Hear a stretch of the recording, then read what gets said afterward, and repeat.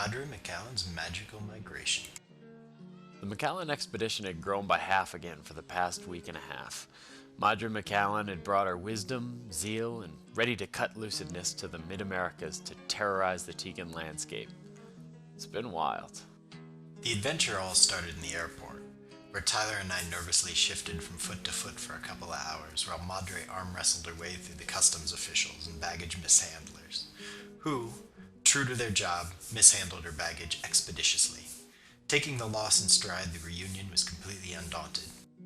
We shipped off to the hotel a good deal lighter than expected. We scrapped the early morning vamonos I had planned for a much-deserved rest up and buy a couple pairs of pants and shirts for the lady. Okay, I got some new white pants too, and yes, I know they're very Fire Island, but damn sexy on the beach. We got back to the hotel just in time to have the bag tapping its foot, asking where we'd been. "You've been seeing other luggage, haven't you? And I expect you'll be wanting me to carry those new pants home, eh?" On day 2, we struck out early for Monteverde. This lovely central Costa Rican cloud forest area gained popularity a couple decades back by a community of Quakers, expatriating from a then warmongering U.S. government. Now the area is largely known for its excellent cheese and breathtakingly beautiful tourist cloud forest excursions. We stayed in the town of Santa Elena, as Monteverde itself is more of an area named after the large and popular national park of Monteverde. Monteverde proper consists mostly of a road with the occasional exorbitantly priced hotel and a Quaker meeting house. We rented a sweet little apartment, met up by fortune with Andy, the infamous animal magnetic Aussie, and played a long and brutal game of aggravation. During this infuriating card game, newcomers Madre and I thrashed the hell out of old school favourites, Micah and Ty. And yes, alcohol was involved. Ordinarily I would worry about Madre hearing this, but she's giggling more than the rest of us combined. The next day we roused early for an adrenaline-fueled zip-line adventure through the canopy of a rare tropical cloud forest, complete with a Tarzan swing and 10 zip lines, including one that was 750 meters long and 88 meters high. After our lesson in fun with fast things and high places, we relaxed with a leisurely stroll across the raised suspension bridges, touring through the Santa Elena Cloud Forest Preserve. It was incredible, and by the end of the walk, we'd agreed we'd not likely find a better tour. Interestingly enough, when we left Monteverde the next morning, we did so without even ever setting foot inside of Monteverde Park itself.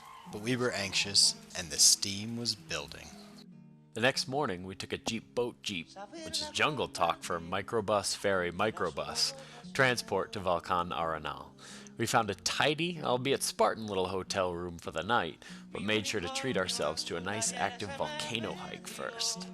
Arenal is the third most active volcano on the planet. It's been erupting for 37 years. The eruption devastated the landscape and ate a small town when it first happened, but today it is localized to hurling magmatic fireballs down its own slopes. All day you hear the rumbling and sliding of partially liquid stone. At night, the rumbling is accompanied by a spectacular display of brilliant orange streaks, pops, and explosions. I imagine, once again, Mama Nature wasn't with us, even though we brought our own mama to play. Maybe nature was jealous of the lost attention, or maybe it was just because we drank all of her booze. It's all cool though. We followed the hike up with 2 hours of relaxing in the Baldy Hot Springs. This resort setting hosts maybe 10 different hot spring-fed pools, varying in shape, size, and temperature. A couple of these pools are ready for a tea bag. I mean, really damn hot. Anyway, freshly melted, we made it back to our room and finished dissolving. The next morning, Madre and I took off for a horseback tour of Arenal's waterfalls. Tyler had decided, atop a horse back in Guatemala, that he'd never mount another, so he lingered back.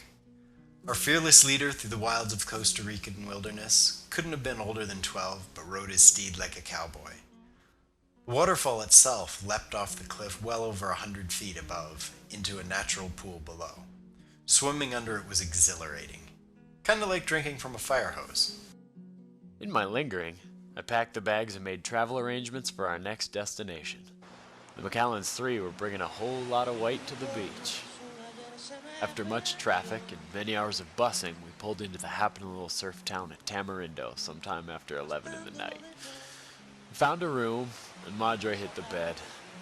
Micah and I struck out for town and made some friends who were eager to deprive us of sleep. But beyond our friends, Tamarindo didn't hit any of us too hard. We were on our way out before noon the next day. Dude, the gnarly little surf town of Samara is unquestionably where it's at. We managed to swing an extremely awesome pool house at Adventure Tika Lodge. 2 rooms, 2 bathrooms, full kitchen, tons of hammocky porch space, and a sweet little pool. Made this about the raddest place ever. Dude, remember Chris and his kid? Mini blonde dude Sean. They made running a resort look so damn cool. Remember how they shut down shop when the waves had good curl?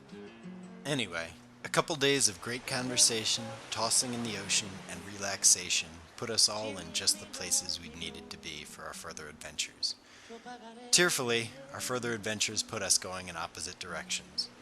The brothers continued their long trek south as Madre and MacAllen headed stateside.